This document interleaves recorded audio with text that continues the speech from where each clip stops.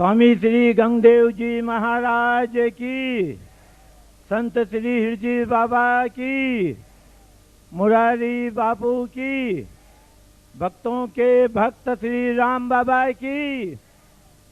बोलिए सियावर रामचंद्र जी की, सियावर रामचंद्र जी की।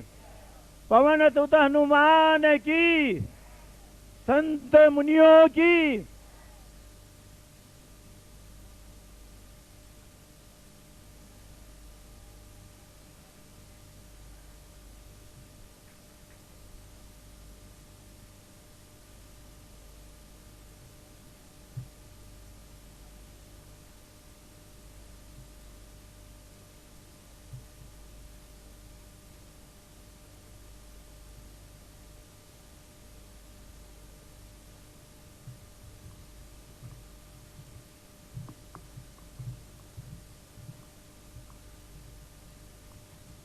यो ह्यव्यक्ते संप्रविष्टः प्रवहित मनसा ध्यानयुक्तात्मनां च बिभ्राणः सोमलेखाम् अहिवलययुतं व्यक्तलिङ्गं कपालम् लोकानां मादिदेवः स जयतु भगवान् श्रीमहाकाल नाम।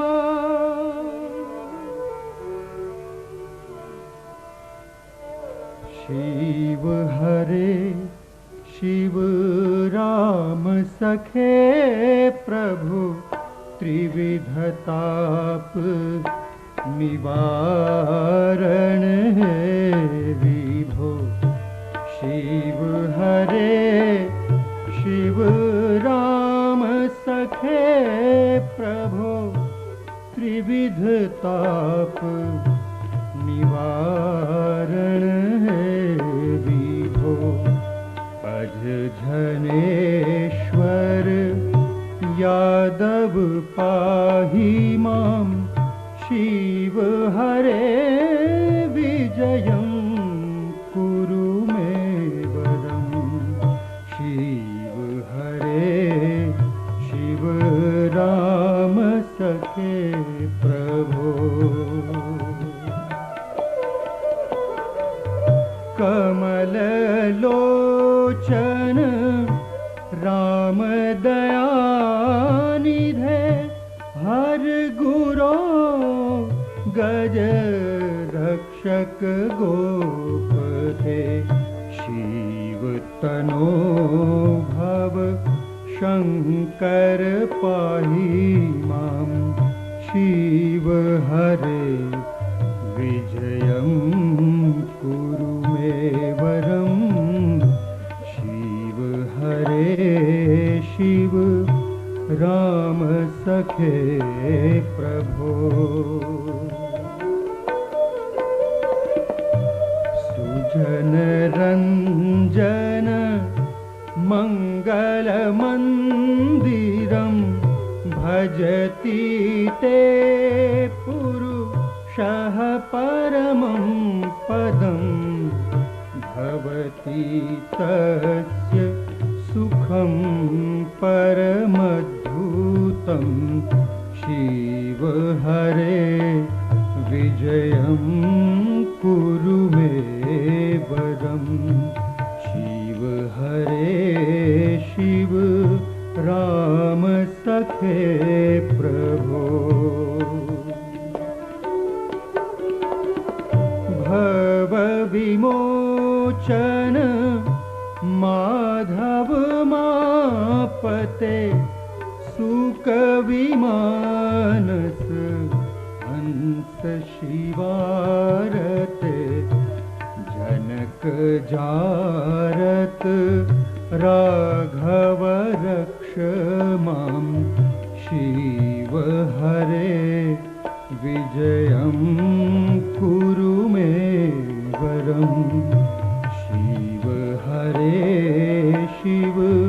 राम सखे प्रभु शिव हरे शिव राम सखे प्रभु सीता राम राम राम सीता राम राम राम सीता राम राम सीता राम राम सीता राम राम सीता राम राम सीता राम राम सीता राम राम सीता राम राम सीता राम राम सीता राम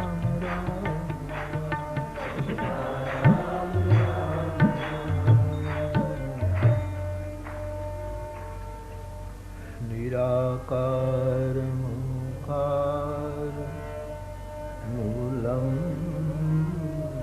तुरीयम् गिरा ज्ञान गोतीत मीशं गिरीशम् करालं महाकाल कालं कृपालं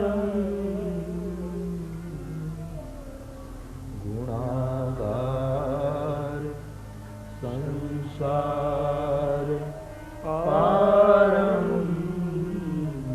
नतोऽहम् गुणागार संसार पारं नतोऽहम् गुणागार संसार पारं नतोऽहम्। बोलिए हनुमान जी महाराज की जय, महाकालेश्वर भगवान की जय। हर हर महादेव।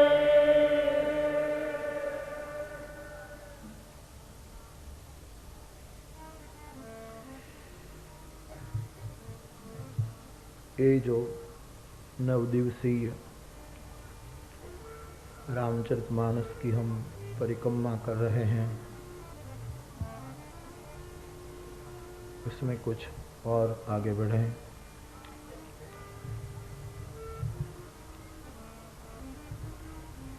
काकभूषुंडी जी अपने प्रथम जन्म का चरित्र जो गरुड़ जी को सुना रहे हैं। कल हम चर्चा कर रहे थे इस सिलसिले में कि काकभूषुंडी में गीता की आसुरी संपदा पूर्ण रूप में आ गई, जिसकी चर्चा कल हमने की। और उसके सामने पक्ष परम साधु परमार्थ विंदक के वैदिक विप्र, उसमें दैवी संपदा का दर्शन हो रहा है। अब दूसरे एंगल से, दूसरी एक दृष्टि से भी इस प्रसंग को देखें तो सिद्ध होता है कि काकभूषुंडी जी में प्रायः रामचरितमानस में जो वर्णित है वो प्रायः सभी मानस रोग उनमें दिखाई देते हैं। जितने मानसिक रोगों का वर्णन गोस्वामी जी ने किया है वो भूषुंडी जी के जीवन में प्रायः आ गए हैं, जो मानस रोग है। काकभूषुंडी जी के जीवन का एक जमा पक्ष कोई यदि है उसके प्रथम जन्म के चरित्र में। तो ये पूरे प्रसंग में जिसका इन दिनों में हम दर्शन कर रहे हैं,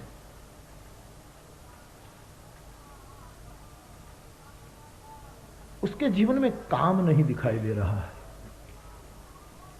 और उसके जीवन में लोभ नहीं दिखाई दे रहा। हां, वो मोह बस है,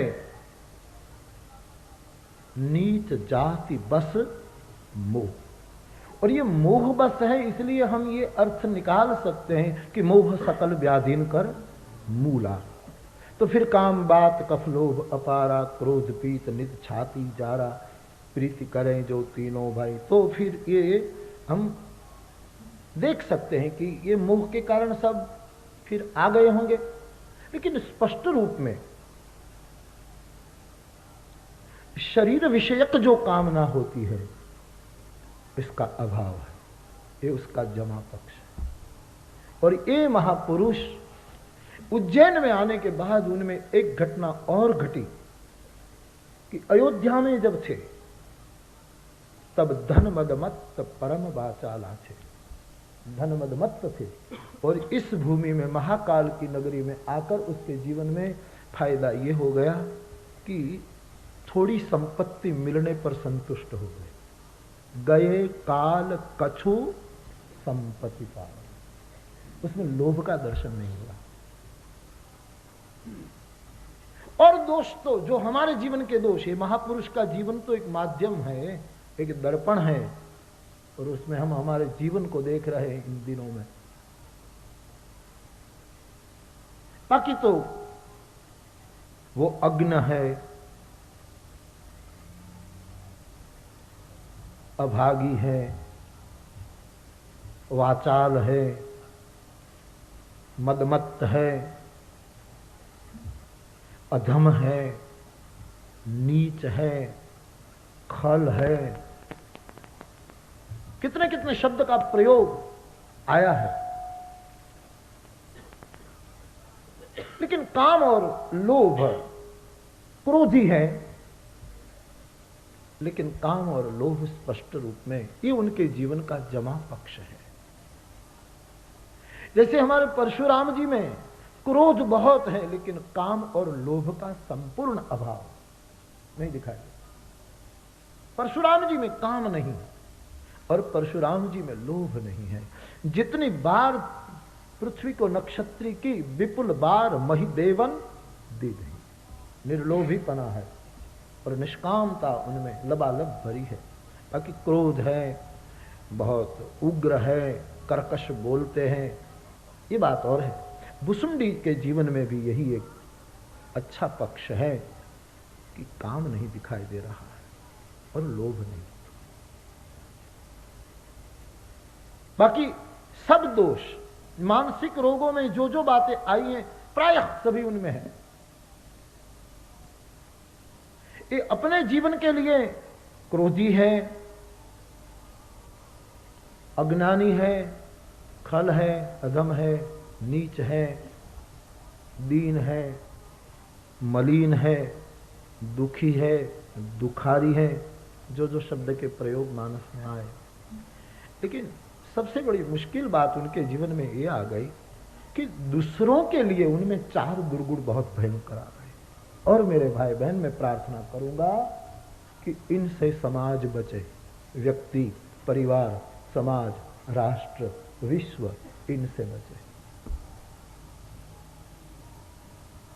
कभी कभी दुर्गुण व्यक्ति में होता है, लेकिन कभी कभी कोई दोष ऐसे होते हैं कि जो दूसरों के साथ उसका व्यवहार होता है, तभी ये दोष ज्यादा वो होता है। तो काकभुसुंडी में चार वस्तु दिखाई देती है। सबसे पहली निंदा, दूसरा द्रोह, तीसरी ईर्ष्या और चौथा अपमान। ये चार वस्तु उनके जीवन को एकदम दूसरे मोड़ पर रख देते हैं। क्योंकि निंदा व्यक्ति खुद की नहीं करता, खुद की करेगा तो कभी न कभी ठीक हो सकता है, लेकिन निंदा सदैव दूसरे की जाती है, दूसरे की करता है।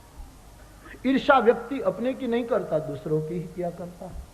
द्रोह दूसरों का ही किया करता है और अपमान दूसरों का ही किया करता है। और काकभूषुंडी जी में प्रसंग के अनुसार ये 4 वस्तु भयंकर जो खुद ने अपने श्री मुख से गरुड़ को कही। और ये इन दिनों में हम चर्चा कर रहे हैं तो सिद्ध होता है।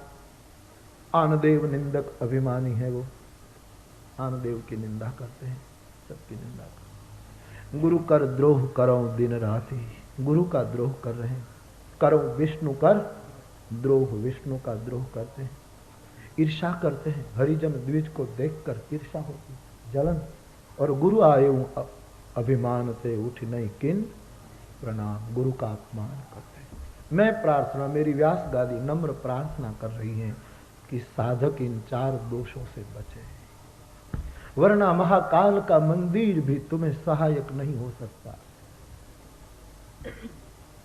शिव सेवा भी सहायक नहीं हो सकती।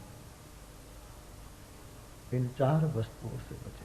और रामचरितमानस के आधार पर यदि कहूं तो ये कह सकता हूं कि रामचरितमानस ने दंड का जो विधान किया है 7 कांडों में, बहुत गोस्वामी जी कोमल हृदय हैं, लेकिन जब दंड की बात की है ना, तब निंदा के दंड के समय गोस्वामी जी बहुत कड़क दंड विधान कर देते हैं, बहुत कड़ा दंड विधान। जितना निंदा के बारे में कड़क विधान है, दंडात्मक जो चर्चा, ऐसे और दोषों की गोस्वामी जी ने रामचरितमानस में कहीं भी नहीं की। बहुत रुजु भाव से, कोमल भाव से, जहां जरूरत पड़ी। लेकिन निंदा बात आई ना तो बड़े बड़े कड़े विधान कर दिए। और इस शास्त्र के प्रति इतना आदर जब समाज को, हम सबको है, भारतीय वांग्मय प्रति, तो इंसान को चाहिए कि इससे बचे, निंदा से बचे। कितने कितने कड़क विधान मानस में आए हैं। निंदा के बारे में जब रामचरितमानस, एक संदर्भ आप देख लीजिए मेरे भाई बहन, कि जब काकभूषुंडी जी को 7 प्रश्न पूछे गए, उसमें एक प्रश्न गरुड़ ने पूछा था कि परम धर्म क्या है, और महान पाप क्या है। उसके जवाब में जो पंक्ति आई है उस पर मैं आपका ध्यान आकृष्ट करना चाहूंगा। कृपया एकाग्रता से ध्यान दें। बाबा के शब्दों में है, परम धर्म श्रुति विदित अहिंसा, परम धर्म परम धर्म श्रुति विदित अहिंसा,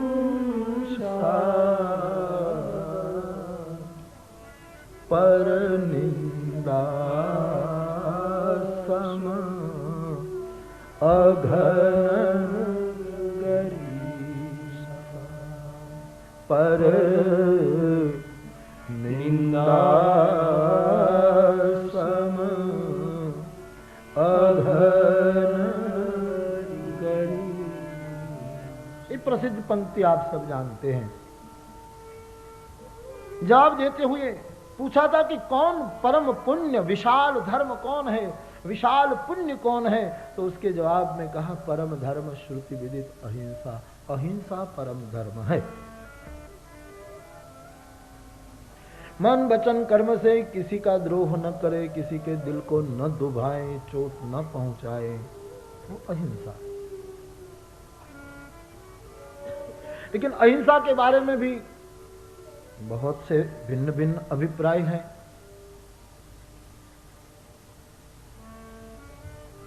तीन प्रकार की अहिंसा बताई गई है। एक तो आदमी खुद करता है हिंसा, 3 प्रकार की हिंसा। एक तो आदमी खुद करेगा, एक खुद नहीं करेगा, दूसरे के पास करवाएगा, और तीसरी है अनुमोदिता। खुद नहीं करेगा, दूसरा भी के पास भी स्पष्ट रूप में नहीं करवाएगा, लेकिन कोई तीसरा द्रोह करेगा तो कोई न कोई अप्रत्यक्ष रूप से उसको सपोर्ट कर देगा। फिर उनके बहुत से लंबा एक गणित है हमारे शास्त्रों में, हमारे ग्रंथों में। सार्वभौम अहिंसा वो है कि जिसमें देश का, काल का, जाति का कोई भी व्यभिचार प्रवेश न करे, उसको सार्वभौम अहिंसा कहते हैं।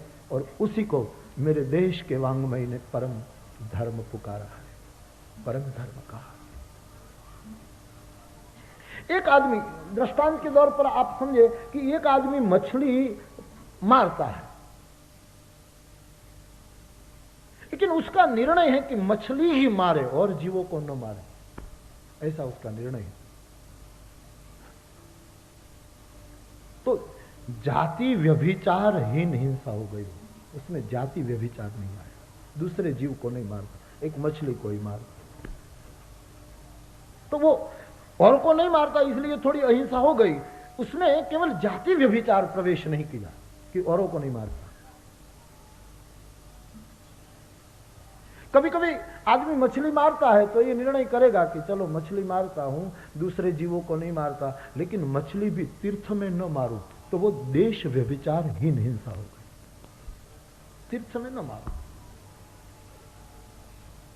और प्रसंग आया है तो मुझे समाज को और सत्ता को, दोनों को प्रार्थना करनी है कि हमारे देश के तीर्थ तो ऐसे रहने दो कि जहां कोई शिकार न हो, जहां अंडे न हो, जहां मीट न हो, जहां शराब न हो, जहां मदिरा न हो। यदि हम ये न कर पाए तो हमने क्या किया मेरे भाई। अच्छी थी देश की कुटिया, अच्छी थी वो तपोवनी विचारधारा। हाँ? अयोध्या, मथुरा, अवंतिका, काशी, हरिद्वार, द्वारिका, सोमनाथ, अरे तीर्थों का ये देश है।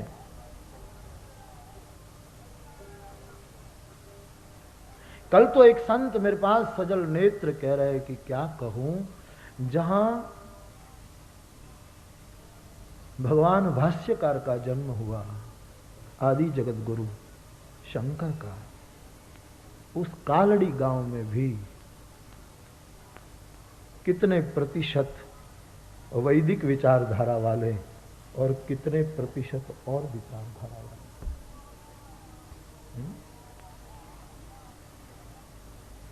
कैसे भी ये होना चाहिए कि तीर्थों में जो हमारे शास्त्र जिसको निषेध करते हो वो ना हो।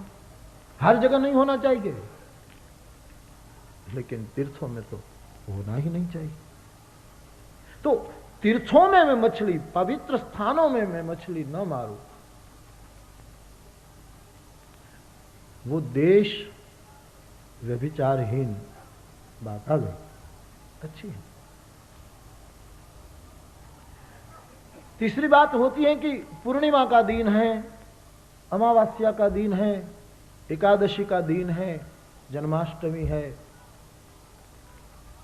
उसी दिन में मैं मछली न मारूं तो वो कालगत बात हो गई, समयगत बात हो गई। लेकिन ये सब छूट जाए, इनमें से कोई न बचे, सार्वभौम अहिंसा उसको कही गई है कि मन वचन कर्म से किसी का भी द्रोह न करे जीव, उसको परम धर्म बताया है। सार्वभौम अहिंसा उसको कही गई। तो चर्चा मुझे उसकी नहीं करनी है, अर्धाली पीछे जाना है कि आगे कि उसके बाद जो जवाब दिया वो ये है कि पर निंदा सम अगन गिरीसा। हे गुरु, दूसरों की निंदा के समान संसार में इतना भारी पाप कोई नहीं। तुलसीदास जी ने अयोध्या कांड में कहा है,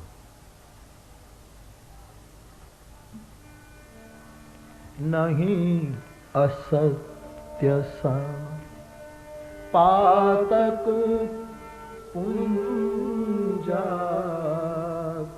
नहीं असत्य सम नहीं, असत्य सम पातक पूजा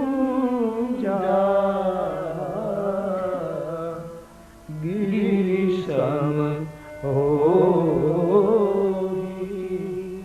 कि कोटि कर गुंजा गिरि सम होगी कोटि कर। असत्य को पहाड़ के समान पाप कहा है, लेकिन पर निंदा तो गिरी नहीं गिरी सा है, उससे भी ऊंचा पाप निंदा को बताए। पाप को, असत्य को पहाड़ कहा, गिरी सम हो ही की कोटि, वो पहाड़ की तरह पाप है। लेकिन उसी असत्य को लेकर के, असत्य की बुनियाद को ग्रहण करके जब व्यक्ति दूसरों की निंदा पर तुल जाता है, तब वो पाप गिरे से हो जाता है, पर्वत से भी अंतिम ऊंचाई पकड़ लेता है पाप। यानी उसको फिर महापाप कहो, अति पाप कहो, जो नाम देना सुनो। इसलिए वहां गिरी कहा, यहां गिरिसा कहा, इतना तो पर इससे सिद्ध हो जाता है कि भाई दूसरों की निंदा भयंकर पाप, ये बात दृढ़ हो जाती है, पक्की हो जाती है। अब सोचना हमें है कि करनी कि नहीं करनी। ये सबसे बड़ा स्नान माना जाएगा कुंभ में, मेरी समझ में सबसे बड़ा स्नान माना जाएगा ये, कि यदि हम रामचरितमानस की इन बातों को बहुत प्रामाणिकता से, गंभीरता से हृदयस्थ करके जाए, तो बहुत बड़ा एक कुंभ स्नान माना जाएगा। तो वो पंक्ति सिद्ध हो जाएगी, मज्जन फल देखिए तत्काल, मज्जन फल, मज्जन फल देखिए तत्काल, तो काक होगी पिकर बकरुमरा, काक होगी पिकु बकरुमरा। निंदा के लिए दो शब्द आए हैं ग्रंथों में, परिवाद और अपवाद। परिवादी निंदा उसको कहते हैं कि दूसरों में दोष आपने देख लिए, फिर उनके दोषों का चर्चा दूसरों के सामने करने लगे, वो परिवाद निंदा कि दोष है उनमें, और उनकी चर्चा आप दूसरों के पास करते, फला ऐसा फला ऐसा, वो भी मना है। हाँ, उनके कल्याण के लिए, उनके सुधारने के लिए कोई साधु संत, कोई अधिकारी महापुरुष जिसको अधिकार है कहने का, वो यदि दूसरों के दोष को देखकर उनके कल्याण के लिए यदि उनकी चर्चा कर ले तो ठीक है, वो भी उनको दुख पहुंचाने के लिए नहीं, उनको सुधारने के लिए हो तो ही, वरना मना। सामने व्यक्ति के दोषों को तभी कहने की छूट है कि उनको दुख न पहुंचे, उनको दुखी नहीं करना, उनको सुधारना है, इसलिए यदि कहा जाए तो छूट है। और वो भी अधिकारी महापुरुषों को, हम सबको, ऐसे सबको नहीं, कोई संत साधु सदगुरु महापुरुष वो कर सकते हैं। और अपवादी निंदा वो है कि जरा भी दोष नहीं, फिर भी तुम दोष निकालते चलो और चर्चा करते हो, उसको अपवादी निंदा। हम गुजराती में कहते रहते, गुजराती में एक कहावत है कि घना माणसो दूध माथी पूरा काढ़े, दूध में से पूरा निकाल, दूध में कभी पूरा नहीं होता वो, तो दूध में से पूरा निकाले। लेकिन हम कहते हैं कि कई लोग तो ऐसे होते हैं कि पूरा माथी दूध काढ़े, दूध माथी पूरा काढ़ू तो ठीक है। और सबसे बड़ी निंदा वो है, रावण ने वो निंदा का पाप किया मेरी दृष्टि में, और रावण उसी क्षण पराजित हो गया। बाद में राम जी के शरों से तो उनका संस्कार हुआ है। संस्कार क्या हुआ? कहा राम रन हतौ प्रचारी, संस्कार हुआ, मंत्र दान मिला है उसको। राम ने किसी को मारा नहीं संसार ना, मेरे ठाकुर ने जिसको मारा है इन सबको तारा है। राम का स्वरूप ही मारने जैसा नहीं है, वो तो कारुण्य रूपम करुणा करंतम, वो तो करुणा की मूर्ति है। उसने कभी किसी को नहीं मारा, संस्कार किया था। 16 संस्कार होते हैं, भगवान ने 31 बाण मारे, दुगुना करना चाहते 31 बाण से 31 संस्कार, और फिर 32वां विभीषण के हाथों करवा दिया। 32 दुगुना कर दिया है रावण के सामने। प्रभु की ये उदारता थी, प्रभु की ये करुणा थी। 31 बाण से 31 संस्कार स्वयं ठाकुर ने किया, और लौकिक पद्धति निभाने के लिए, वांशिक पद्धति निभाने के लिए, विभीषण को ऋण मुक्त करने के लिए उनके साथ 32वां संस्कार यानी दुगुना कर दिया। मेरा ठाकुर किसी से लड़ता है तो भी उनको दुगुना फायदा करा देता है। प्रीत करता है उनको तो कहता ही है, सुनु कपि जी मानसी नहीं जनिऊ, सुनु कपि जी, सुनु कपि जी मानसी जनिऊ ते मम प्रिय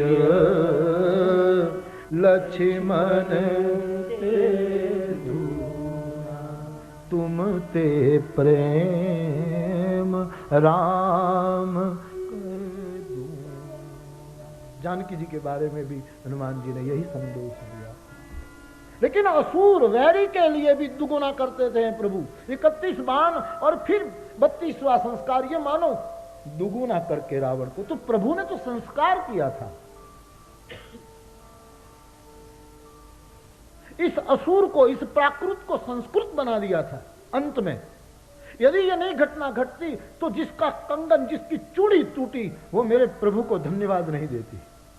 जो वैधव्य जिसको मिल गया वो मंदोदरी धन्यवाद नहीं देती। जो यदि ये घटना कोई दूसरे अर्थ में देखी जाती, बाबा जी ने स्वयं लिखवा दिया, जानो मनुज करियानुज पावक दहन, पावक हरि स्वयं, जहि नामक शिव ब्रह्मा विसुर प्रिय, भजेउ नहीं करुणामयम्, आठ जन्म के फल दो हरत, पापो तनु। क्या मंदोदरी बोले, आपका ये शरीर कितना पापमय है, इसका आज प्रभु ने संस्कार कर दिया। तुम दियो निज धाम, राम नमामि ब्रह्म निरामयम्, तुम दियो निज धाम, राम नमामि ब्रह्म निरामयम्, नमामि ब्रह्म निरामयम्, नमामि ब्रह्म निरामयम्। तो प्रभु ने तो संस्कार किया था। हारा कब? अगुण अमान जानते ही पिता दिन बनवास। जरा भी मेरे प्रभु में दोष नहीं था, लेकिन इस आदमी ने निर्दोष की निंदा शुरू कर दी। अपवाद किया, परिवाद नहीं किया रावण ने।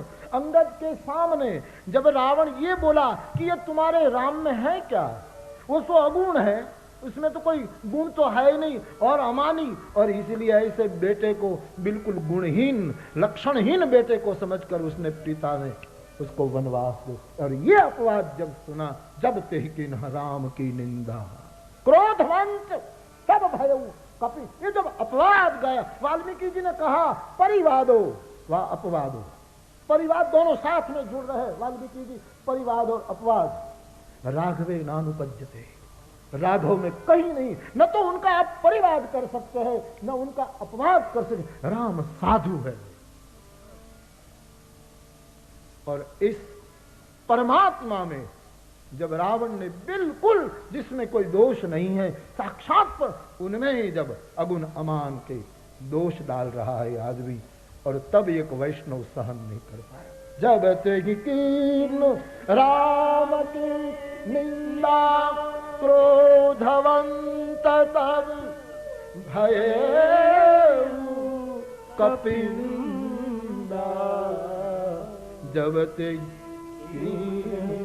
राम के निंदा क्रोधवंत तब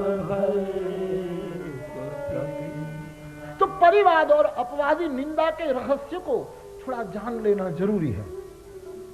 कभी कभी क्या लोग कहते हैं कि उनमें दोष है, विष्टा को हम विष्टा कह रहे हैं। हाँ, विष्टा को हटाने के लिए आप किसी को कहो कि ये विष्टा है, उसको हटा दो, अच्छी बात है। किसी के दोष को देखकर इनके दोष के निर्मूलन के लिए, उनकी अच्छाई के लिए, उनके कल्याण के लिए, वो भी मीठी बोली में उसका दिल न, वरना फिर हिंसा हो जाएगी। जाओगे वो करने और हो जाएगी हिंसा। तो महापुरुषों को छूट है। जैसे काकभूषुंडी ने, काकभूषुंडी को गुरु ने अभागी कह दिया, अज्ञ कह दिया। ये जो कहना उनके कल्याण के लिए शब्द है। लेकिन हम बहुधा क्या करते, कभी दोष होते हैं तो दोष देखकर उनको दुख देने के लिए बोलते हो। अपवाद से बचे। परिवाद का भी हमको अधिकार नहीं है भाई, वो शास्त्र कर सकते हैं कि किसका दोष को कहाँ दिखाया जाए, कैसे, या तो समर्थ महापुरुष कर सकते हैं जीव के कल्याण के लिए। परिवाद और अपवाद दोनों प्रकार की निंदा से समाज बचे। राम राज्य आने में देर नहीं लगती मेरे भाई बहन, लेकिन बहुत कठिन। धार्मिक जगत भी इससे मुक्त नहीं है। बड़ी करुणा तो वहां है कि धार्मिक जगत भी इससे मुक्त नहीं है। देर नहीं लगती समाज में परिवर्तन की, लेकिन ऐसा एक वातावरण बन जाए, एक दूसरे की निंदा समाप्त हो जाए, अपवाद समाप्त हो जाए। तो मैं आपसे ये कहने जा रहा हूं कि गोस्वामी जी ने निंदा के लिए जितने कड़क दंड के विधान किए हैं, संत हृदय कितना वो हो गया होगा। वरना संत है जो नवनीत समान हृदय रखते हैं, लेकिन इतना कड़ा विधान वो करते हैं। वो कह देते हैं, हर गुर निंदा दादुर होई, हर गुर निंदक, हर गुरु निंदक दादुर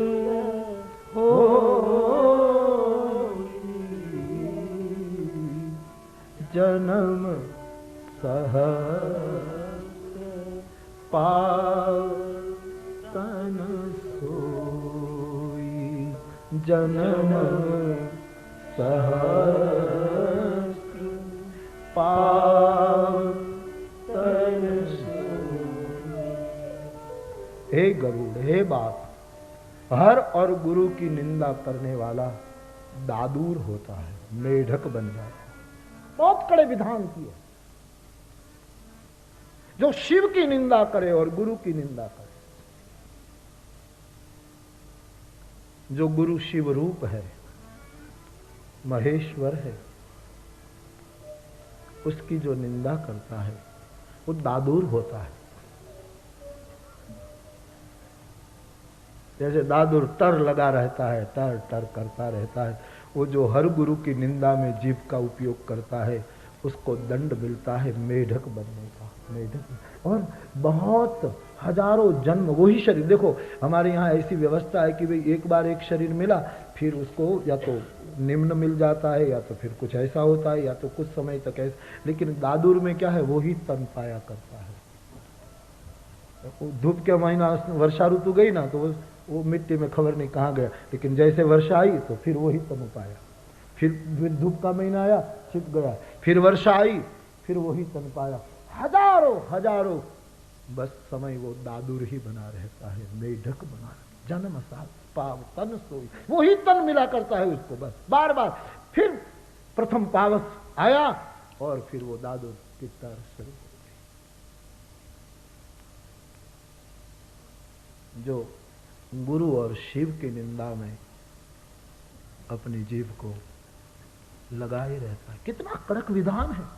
और कभी कभी तो हमको, मैं इस पर नहीं बहुत, कैसे राम प्रिय हुआ जाता है, मानस के पन्नों से पढ़ो, शास्त्रों से इस चर्चा पढ़ो। समाप्त कर दो मेरे भाई बहन निंदा।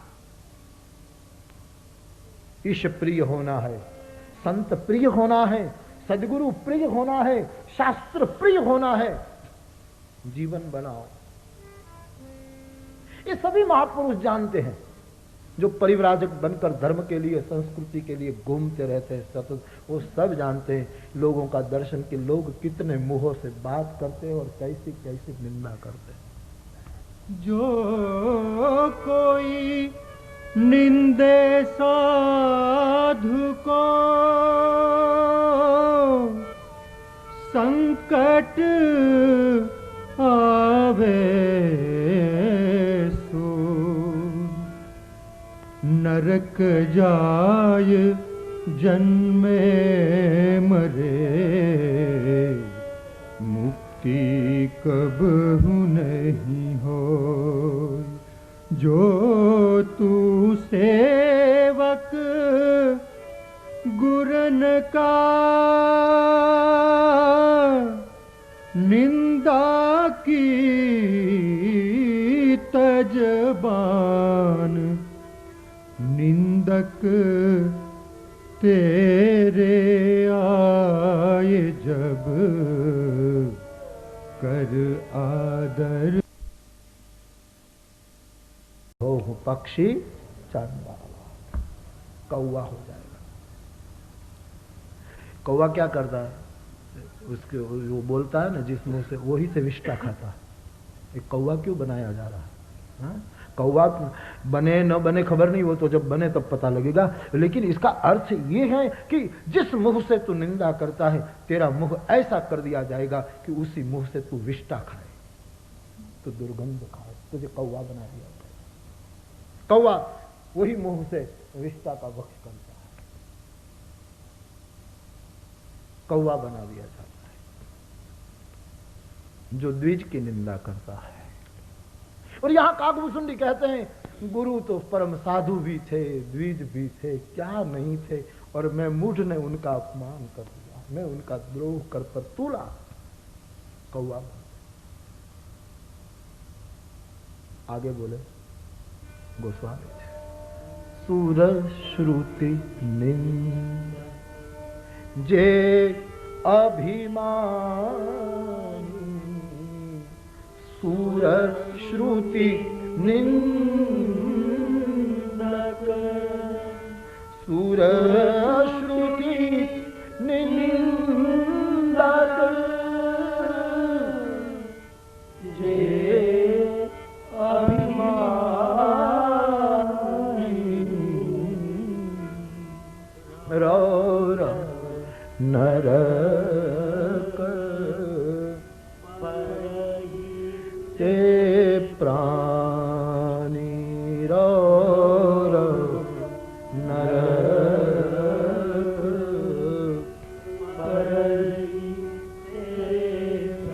वेद की और देवताओं की जो निंदा करता है उसको रव रव नरक का भोग होता है। वेद की जो निंदा करेगा, पूरी सभ्यता वेद के कारण है, और उसी भगवती श्रुति की जो निंदा करेगा। ये तो बड़ी प्रसिद्ध, हमारे दशावतार में, हमारी अवतार परंपरा में बुद्ध आते हैं, फिर भी वेद की उसने कोई भी कारण से आलोचना की तो बुद्ध की पूजा हमारी सनातन सभ्यता ने मना कर दी है। तो बुद्ध को वंदन कर, ठीक है, बाकी उसको पूजा नहीं गया, वरना हमारा अवतार है। जय जय मीन वराह कमट नर हरि बलि वामन, परशुराम रघुवीर किशन कीर्ति जग पावन। इनमें बुद्ध आते, वेद की वो की, श्रुति भगवती की जो निंदा कभी मत करना मेरे भाई बहन। जब समझ में ना आए तो समझो कि हजी हम सक्षम नहीं बने हैं, अधिकारी गुरु नहीं मिले हैं हमारी लायकात, बाकी वेद की निंदा कभी मत करना। राव राव नरक का विधान है। और देवताओं की निंदा न करें। रामायण में कुछ देवताओं को अधिकारी की पदवी दी है, 8 देवता अधिकारी हैं। रवि शशि पवन वरुण धनधारी अग्नि काल जम सब अधिकार नियुक्त की, अधिकारी बना दिए कि आप ये एक क्षेत्र संभालो। 8 को अधिकार, वेद जो है इस वेद परंपरा के 8 अधिकारी हैं, उनको अधिकार सौंपा। इस वेद के लिए जो देवताओं को नियुक्त किया गया उसका भी जो कोई निंदा करेगा तो रव रव का अधिकारी होगा। जो सूर्य तेरी दृष्टि का कारण बन रहा है, तू सूरज की निंदा करेगा तो देखेगा कैसे? जो चंद्र तेरे मनन का कारण बना है, वो चंद्र की तू आलोचना करेगा तो कैसे बचेगा? जो वरुण तुझे रस की सृष्टि करता है, तुझे पवित्र करता है, देह शुद्धि कर देता है, उस वरुण की निंदा करेगा, इस अधिकारी की निंदा करेगा। जो वेद अधिकारी हैं, वेद ने जो नियुक्ति की है कि ये सब रक्षक है। पवन जो तेरे प्राण चलाता है, जो तेरे प्राण का कारण बना है, उसकी तू आलोचना करेगा, वो मरुत की, तो तू कैसे जिएगा? जिसकी कृपा से तुझे कुछ धन मिल जाता है, वो धनधारी की आलोचना करने से तुझे क्या मिलेगा? अग्नि जो तेरी वाणी का कारण बना है, वरना तू बोल नहीं पाता, तू कैसे बोलता है यदि अग्नि नहीं होती? फिर उसी जीव से तू उसकी निंदा करने लगा जिसके कारण तुझे वाणी मिली।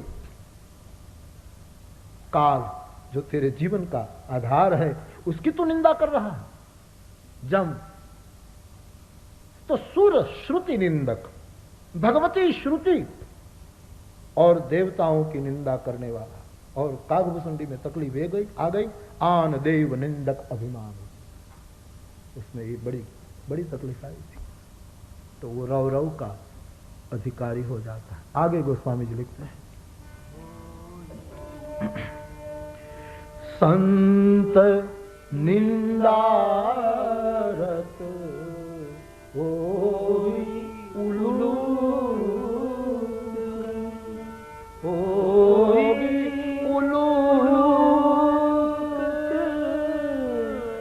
संत निंदारत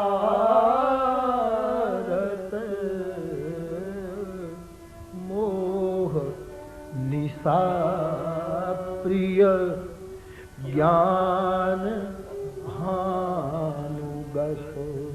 मोह निशा प्रिय ज्ञान।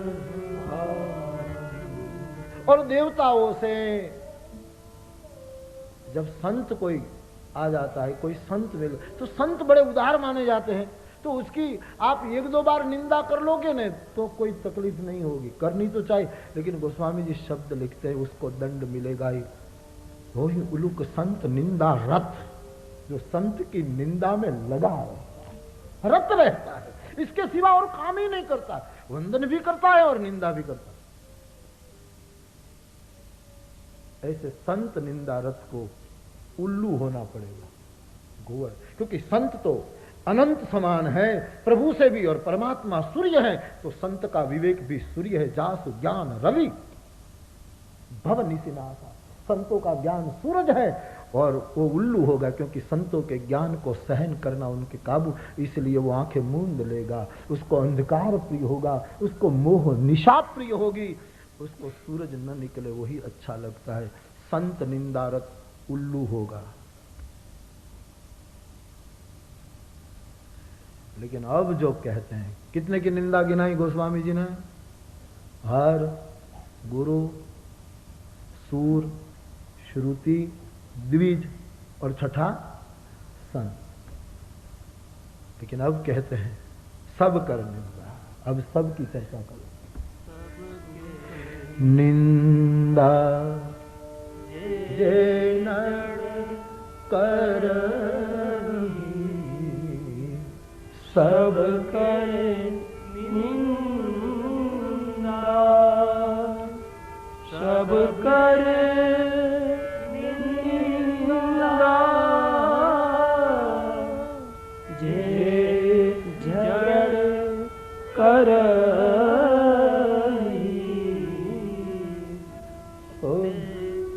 चमगादुर होई अवसर, चमगादुर होई। अब जरा और एकाग्रता से ध्यान दे कृपया। हर गुरु की निंदा करने वाला दादुर हो जाता है, द्विज निंदा करने वाला बहुत नरक भोग कर वायस हो जाता है, कौवा हो जाता है। सुरश्रुति निंदक उस रौरव नरक का गामी होता है। संत निंदा करने वाला उल्लू हो जाता है। लेकिन इन पांचों की निंदा करने वाला, ये छहों की निंदा करने वाला सब कर, और सब में ये छहों, और या तो सब कोई जड़ चेतन कोई भी जीव मात्र की सब कर, जो निंदा करेगा गोस्वामी जी कहते वो चमगादुर हो जाएगा, चमगीदड़ हो जाएगा। और ये चमगादुर जो है ना, उसमें अगले जो पक्षियों की बात की, दादुर की बात और कौवे की बात, और ये सब लक्षण उनमें है, एक में सब आ जाएगा। अकेला सब दंड भोगेगा। कौवे की तरह वो छली है, उल्लू की तरह उसको प्रकाश प्रिय नहीं है। चमगादुर को चामाचिड़ी उसको प्रकाश प्रिय नहीं। उल्लू का लक्षण उनमें है, छली है, धोखेबाज है। और दादुर की तरह वो भी ऐसे शब्द को कभी कभी बोल लेता है, बायस की तरह वो है। और उल्टा लटकता है। और उसके बारे में हमने देखा नहीं, लेकिन हमने सुना है कि जिस मुंह से खाता है ना, उसी मुंह से मल का त्याग करता है। उनका मुंह ही गुदा बन जाता है। इतना भयंकर दंड उसको मिल जाता है, जहां, क्योंकि वो उर्जू ऐसा लटकता है, लटकाया गया है उसको, तो मुंह से ही मल का त्याग, जहां से खाता है वहीं से मल का, विष्टा का त्याग। मुंह और वो इंद्रिय एक बना दी, वहीं से तू विष्टा निकाला करेगा। और मैं बहुत हैरान था इस बारे में कि जब मैं पढ़ता था तो कि अवतार कह दिया चमगादुर को।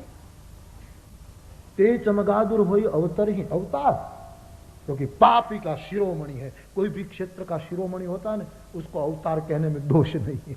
कहे सी बहुरी रावण अवतारा, उसको भी अवतार शब्द से संबोधित। और यहाँ इन सभी पापों का जो शिरोमणि है वो चमगादुर तो अवतार है, इन निंदा का शिरोमणि है। निंदा के पाप का जो उनको दंड मिल रहा है, उनमें वो अवतार है कि इनके जैसा किसी को फिर दंड नहीं, तो वो चमगादुर हो जाएगा। निंदक वे कहू मति मिले, पापी मिले हजार। एक निंदक के शीश पर लाख पाप का भार। तो सबकी जो निंदा करता है, संत की, श्रुति की, देव की, शिव की, द्विज की, गुरु की, और फिर संसार में कोई भी हो, सबकी जो निंदा करता, वो तो अवतारी पुरुष है। वाह वाह, क्या बात मेरे बाबा जी कहते हैं, वो तो अवतारी। हाँ, उसको तो शोकेस में रखना चाहिए, मरने के बाद भी मसाला भरकर रखना चाहिए उसको, कि लोग देखें कि निंदा का फल क्या है। बस मैं बार इस कथा में ये चर्चा, जो मूल बात है इस कथा, इस प्रसंग में, इसलिए मैं उस पर बल दे रहा हूं। और मेरी प्रार्थना है कि यदि ये बात समझ में आ जाए, क्योंकि हम देखते हैं इसलिए बोलते हैं मेरे भाई। लोग निंदा बहुत करते हैं, इधर उधर इधर उधर। हमारे गुजराती में क्या छेड़ा जोड़ता है, छेड़ा जोड़ता है, અહીંથી છેડો લઈને અહીંયા જોડો। सच्चे धार्मिक होना हो, सच्चे भाव जगत में आना हो तो निंदा से मुक्त हो जाइए। फिर उज्जैन जैसा मौका नहीं मिलेगा तिलांजलि करने का। फिर कुंभ आएगा 3 साल के बाद आएगा ना तो नहीं, लेकिन वो अर्ध कुंभ तो आएगा ना, नहीं आएगा, नहीं प्रयाग में आएगा ना 3 साल के बाद। हाँ, तो 3 साल के बाद, पूर्ण तो 12 साल के बाद आएगा, लेकिन 3 साल के बाद अब निर्णय आपको करना है। आपको अवतारी होना है कि क्या होना आपको नहीं। हाँ, बस व्यास गादी की प्रार्थना है कि संकल्प करके यहाँ से जाना कि हम किसी की निंदा नहीं करेंगे, किसी की निंदा।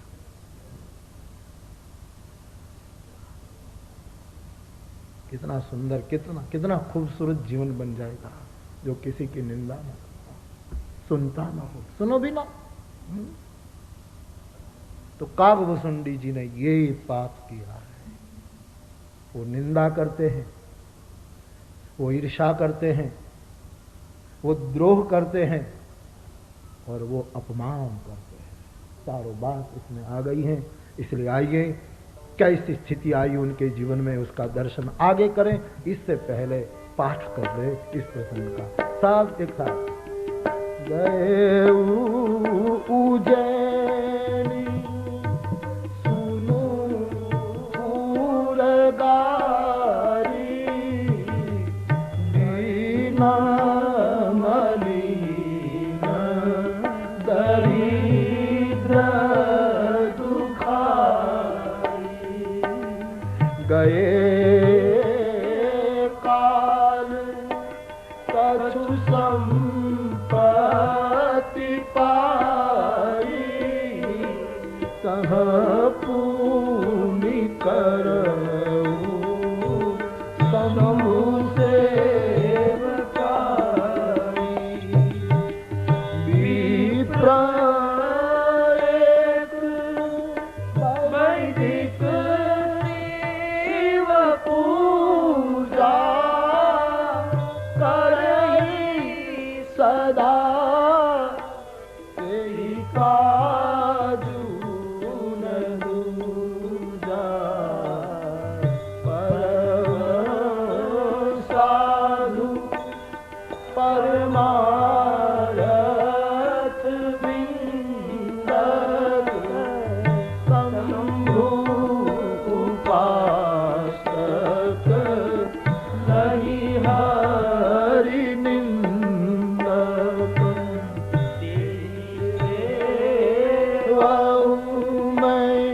मैं कपट समेता दयाल अति नीति निकेता। बाहिज नम्र देखी मोहि साई, विप्र पढ़ाव पुत्र की नाई। शंभु मंत्र मोहि बीज भर दीना, शुभ उपदेश विविध विधि कीना। मंत्र शिव मंदिर जाई, हृदय दंभ अहमिति अधिकारी।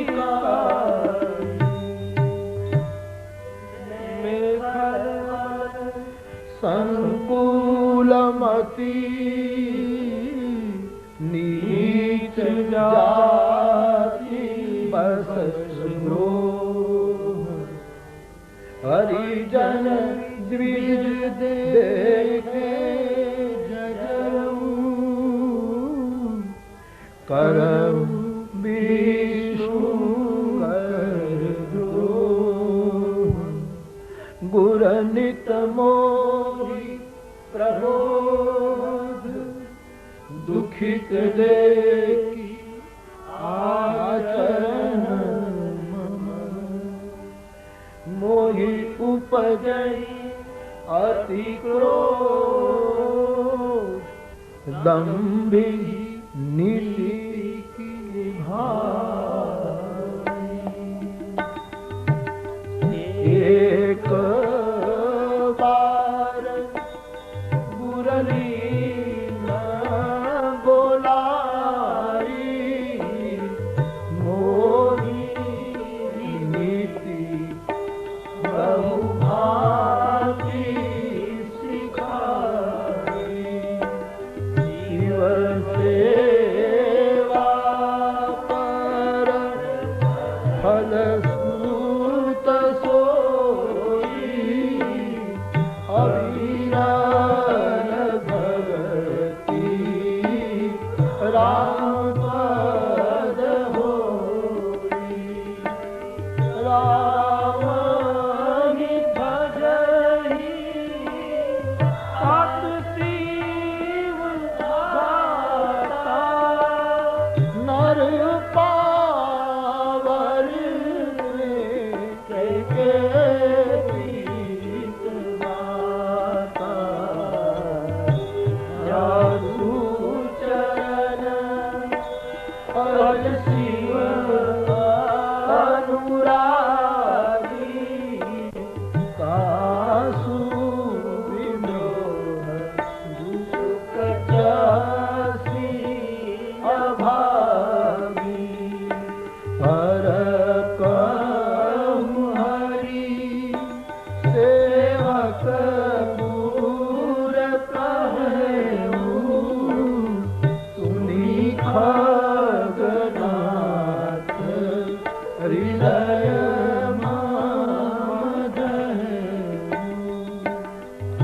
अधम जाति मैं विद्या पाए भयउ जथा अहि दूध प्यारे माही कुटील कुभाग्य कुजाति गुरुवर द्रोह करऊँ दीन राखी दयाल गुर स्वल्पन क्रोधा पुनि पुनि मोहि शिवाव सुबोधा जे नीच बढ़ाई पावा प्रथमहि अधिकारी न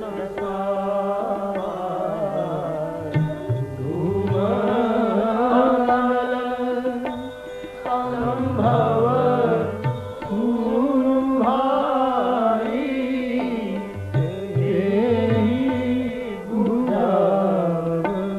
धन पदवी पाई हृदय मग पाई निराधर रही सरकार पर प्रहार नीत सही मरुत उडाव प्रथम तेहि भरई पुनि नयन किरीट ही परई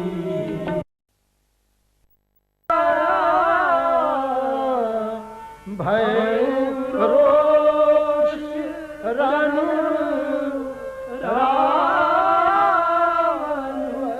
मारा एक राम अवधेश के पुत्र थे, चरित्र पूरे संसार में उजागर है उनका।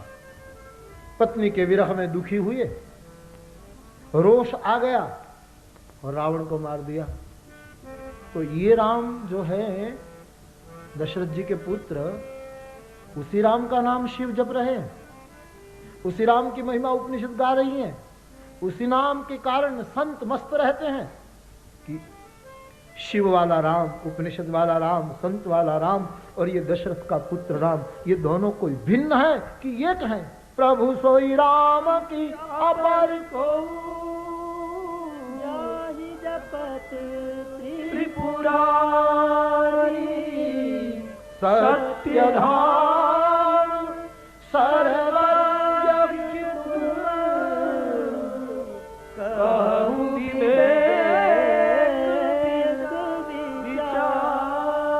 हे प्रभु, वो राम की कोई और राम है जिसका त्रिपुरारी जप करते हैं, शिव जप करते हैं। और देखिए, जिसके सामने जिज्ञासा की है उस महापुरुष के प्रति इनकी श्रद्धा कैसी। सत्य धाम, आप सत्य धाम है, आप सर्वज्ञ है, कहूं विवेक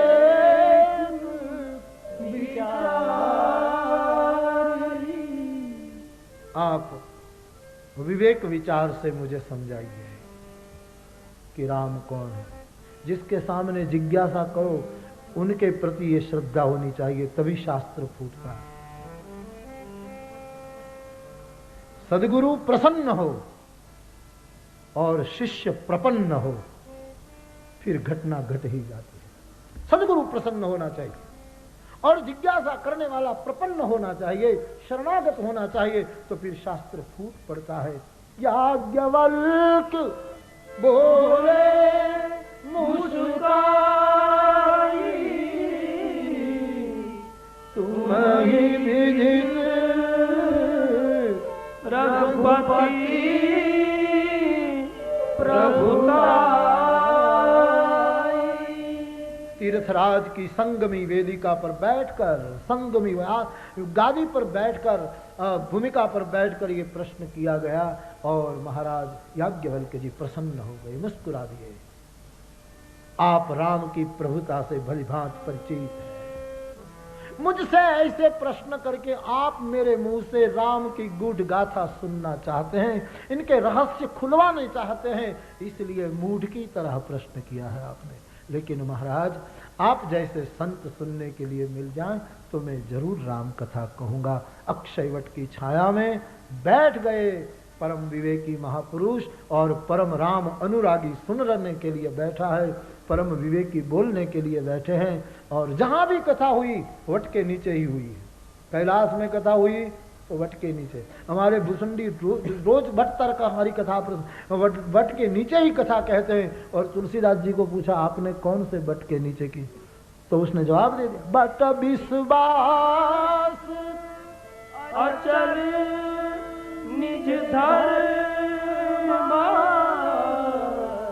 तीरथ राज समाज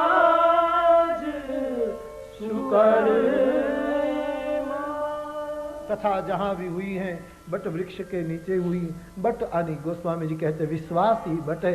श्रोता और वक्ता दोनों विश्वास की छाया में नहीं होता तो कथा हो ही नहीं सकती।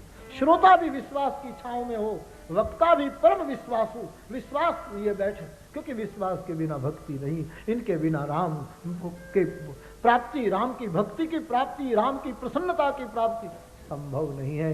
तो दोनों विश्वास के छाया में बैठे हैं और राम की कथा का आरंभ करने जा रहे हैं। और कोई भी कथा कहने वाला जब कथा कहेगा तो जिसकी कथा है उनका स्मरण करेगा और कथा का महात्म्य भी कहेगा। नव अंजय लोचन मुख कर कंज पद कंजारु हम नवमी जनन सुतार श्री रामचंद्र कृपा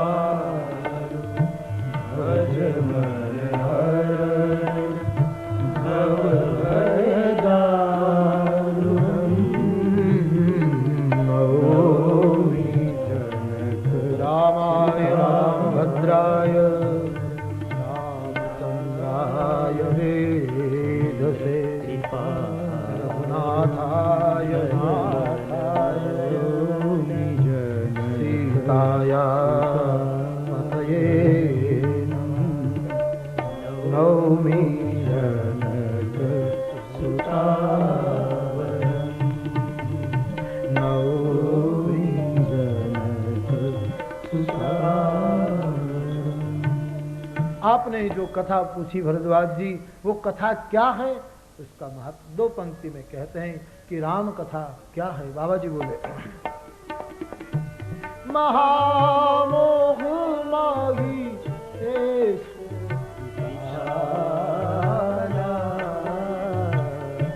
महामोह महिषेषु विशाला राम कथा साधिका कराला राम कथा शशि किरण समाना चकोर करही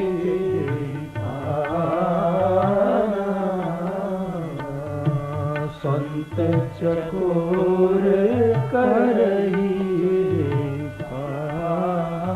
याज्ञवल्क्य महाराज जी ने कहा कि हे ऋषि, रामचंद्र है लेकिन उनकी कथा चंद्र की किरण है। राम सबको दिखाई देता चंद्र, लेकिन सबके घर में नहीं जाता, सबको प्राप्य नहीं है, सबको प्रिय है। लेकिन राम कथा तो सबको प्रिय और सबको प्राप्य दोनों है, क्योंकि किरण बनके हर घर में जाती है, हर आंगन में, हर नगर में पहुंचती है। शर्त 2 कि मकान का छपड़ा खोल दिया जाए, तो अपने रसोई घर तक ऊपर का अहंकार निकाल दिया जाए, तो राम कथा चंद्र किरण बनकर हृदय में आ सकती है। अहंकार हट जाए, अथवा तो खुद घर से बाहर निकल जाए, आंगन में आ जाए। धायु धाम काम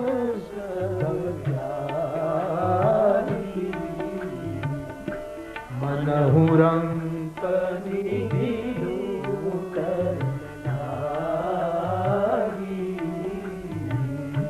मनहु रंग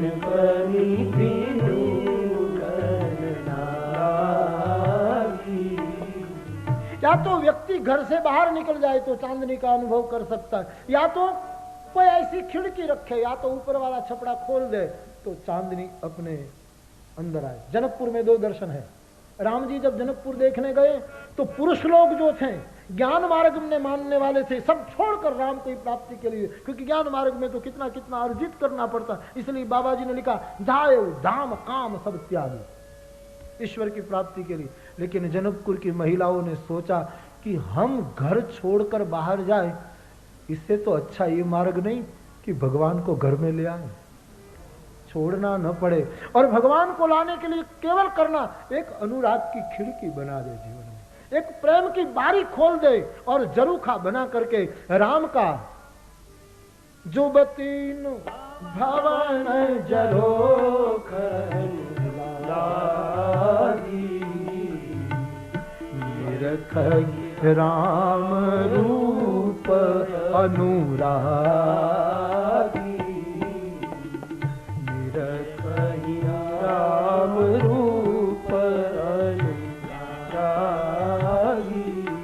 या तो परमात्मा के लिए घर छोड़ दिया जाए और सब कुछ छोड़कर प्रभु को, या तो घर में अनुराग की खिड़की बना करके कोई ऐसी घटना घटे कि भगवान ही घर में आ जाए, छोड़ना न पड़े। और प्रभु, और ये मिथिलानी महिलाओं ने अपने अपने बालकों को कहा था कि राम को मार्गदर्शन करो, और राम बिना कुछ दिए सेवा नहीं लेगा। आप सेवा करोगे तो फिर पूछेगा, आप मित्रों ने हमारी इतनी सेवा की, सब दिखाया कोना कोना, अब हम आपकी क्या सेवा करें। तो उनको इतना ही कहना, जरा 1 मिनट हमारे घर में आ जाओ, और इस मिस घर में ले आना, और हम उनके दर्शन को प्राप्त कर सकेंगे।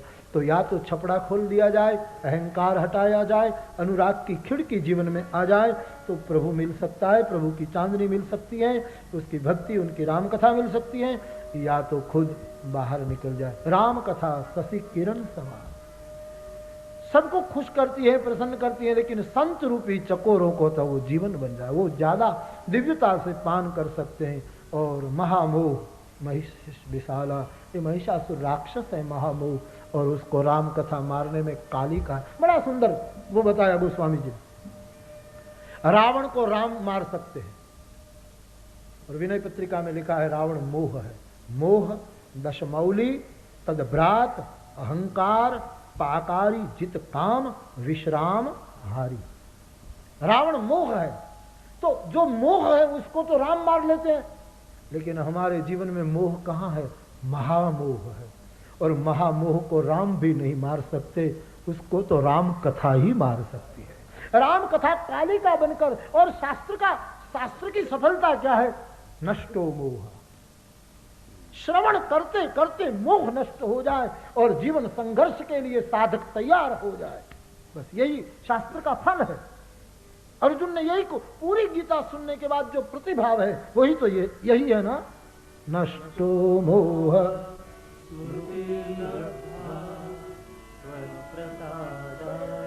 मयाच्युत स्थितोस्मि गत संदेह करिष्ये वचनम्। गरुड़ के सामने राम कथा पूरी थी हुई, और काकभूषुंडी ने पूछा कि आपकी क्या स्थिति है, तो उसने यही बात कही, गए मोर संदेह सुने सकल रघुपति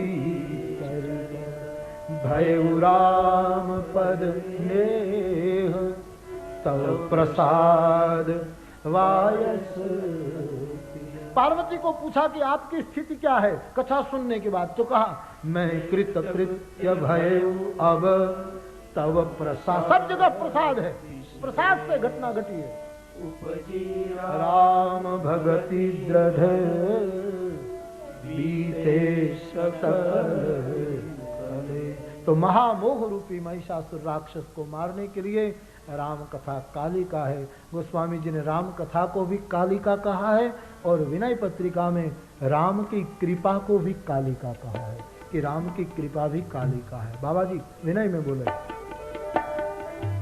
करतहु सुकृतन पाप सिराही, करतहु सुकृतन पाप सिराही। कितने कितने सुकृत करने पर भी पाप का नाश नहीं हो रहा है, रक्त बीज की तरह बढ़ता जा रहा है। बाबा जी बोले, करतहु सुकृतन पाप सिराही, रक्त बीज जीवी बाढ़त जाही, रक्त बीज जीवी। तो कैसे मिटेंगे ये पाप? हरति एक आग असुर जालिका, हरति एक आग असुर जालिका, तुलसीदास प्रभु कृपा कालिका, तुलसीदास प्रभु कृपा कालिका। सुमिरु स्नेह सहित सीतापति, सुमिरु स्नेह सहित सीतापति, राम चरण तजी नहीं न आन गति, राम चरण तजी नहीं न आन गति, सुमिरु स्नेह सहित सीतापति, सुमिरु स्नेह सहित सीतापति, सहित सीतापति, सहित सीतापति। तो राम कथा का महिमा गान किया, और याज्ञवल्क्य महाराज भरद्वाज जी के सामने कथा का आरंभ कर दिया। कहा कि महाराज आपने जो प्रश्न पूछा, ऐसी जिज्ञासा पार्वती ने भी एक बार शिव जी से की थी। कब की, कहाँ की, कैसे की, वो पूरी कथा में आपको सुना दूं, ताकि मुझे कुछ कहना न पड़े, मैं केवल माध्यम बन जाऊं और आपके मन का समाज। कितने सरल महापुरुष होते, हमें कुछ नहीं कहना, ये तो कहा गया है, केवल हम निमित्त बन करके उसको बोल देते हैं। तो पार्वती ने ऐसी जिज्ञासा की थी, कब कहाँ कैसे की, वो शिव की कथा ही मैं आपको सुना दूं ताकि आपके मन का, राम कथा का उद्घाटन बिना शिव कथा हो ही नहीं सकता। आपके पास पैसे हैं, आपको घी की जरूरत है, बाजार में शुद्ध घी मिल रहा है और पैसे भी हैं, लेकिन घी को रखने का पात्र नहीं है, तो आप घी उसी क्षण नहीं ले सकते पात्र के बिना। तो राम कथा अमृत है, उसको प्राप्त करने के लिए शिव कथा पात्र है।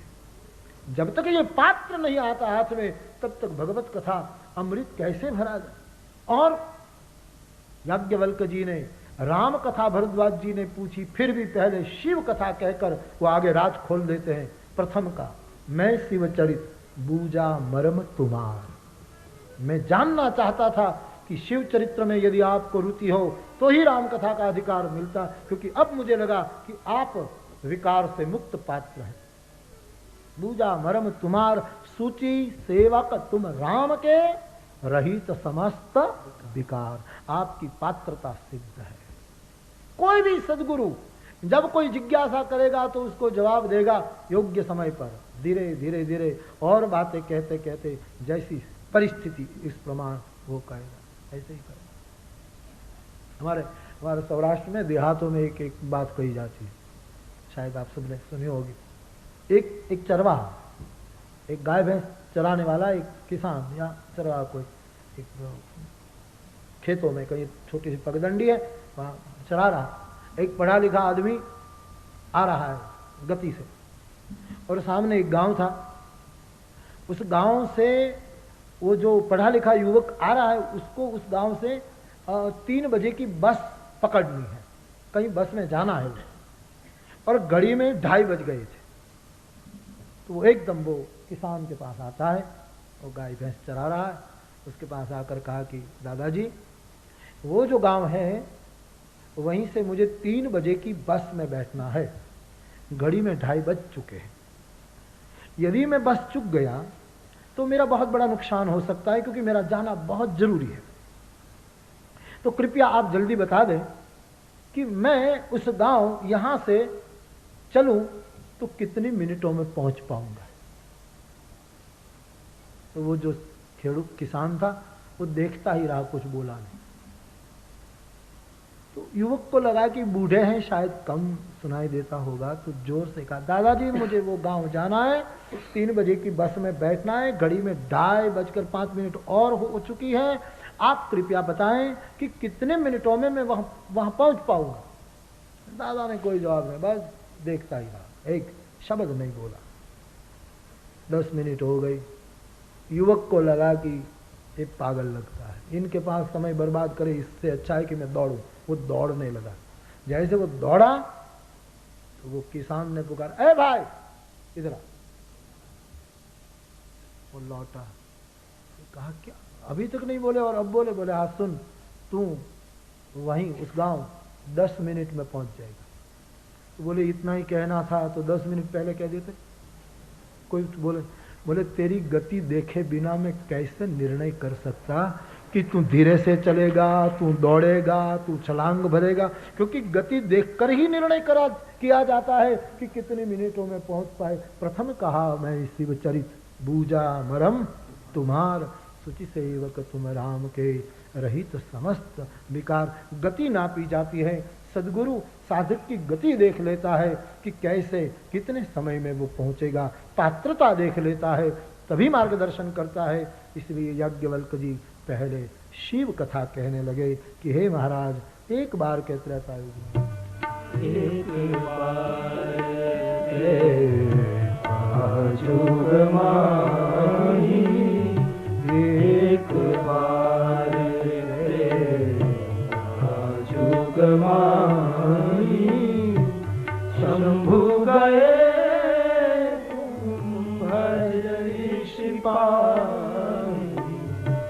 शंभु गए भज ऋषि पा सती जग जननी भवानी, शंभ सती जग जननी भवानी। पूजे ऋषि अखिलेश्वर जान, पूजे ऋषि अखिलेश्वर जान।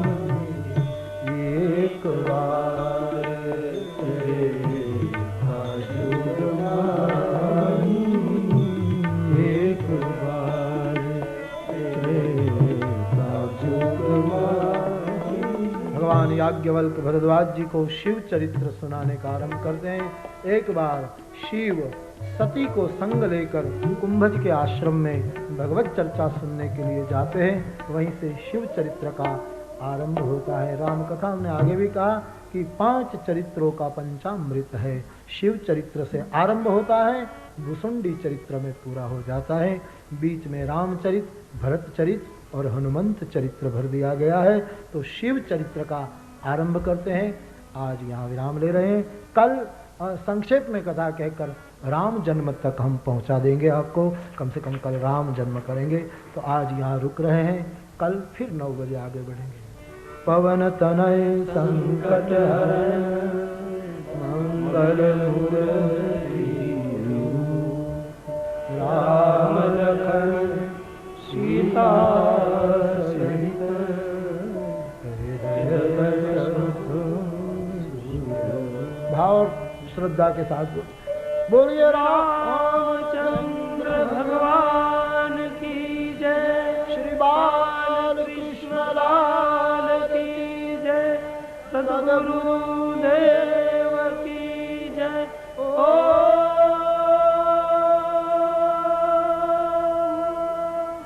नमः पार्वती पतये हर हर महादेव।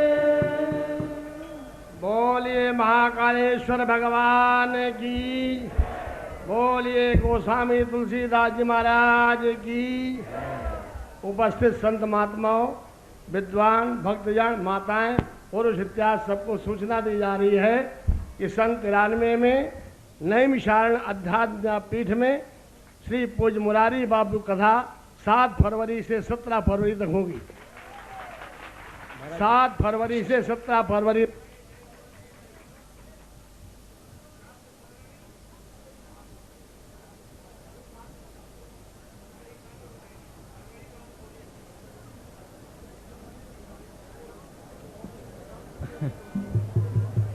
फरवरी में कथा होगी, तारीख बाद में घोषित हो जाएगी। बोलिए सियावर रामचंद्र जी की, पवन सुत हनुमान जी की, मुरारी बाबू की, राम बाबा की, स्वामी भगवतानंदी की, कलित आरती श्री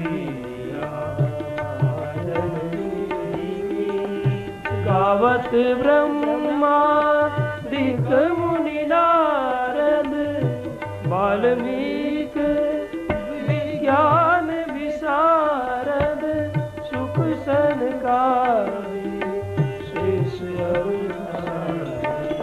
धरणी पवन सुत, कीरति की आरती श्री रामाधन जी की। गावत वेद पुराण अष्टदश, शास्त्र सब ग्रंथन को रस, पुनि जन धन संतन को सर्वस, सार अंश सम्मति सबही आरती श्री रामाधन जी की। गावत संतत शंभु भवानी, अरुघट संभव मुनि विज्ञानी, व्यास आदि कवि वर्ग बहारी, सागर सुनते गरुड़ तेरी की आरती श्री राम गावत रस फीकी सुभग श्रृंगार मुक्ति जुबती की दलन रोग भव मूर गमी हाथ मात सब श्री तुलसी की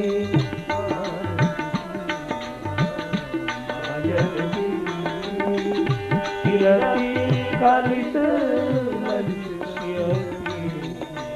आरती श्री राम।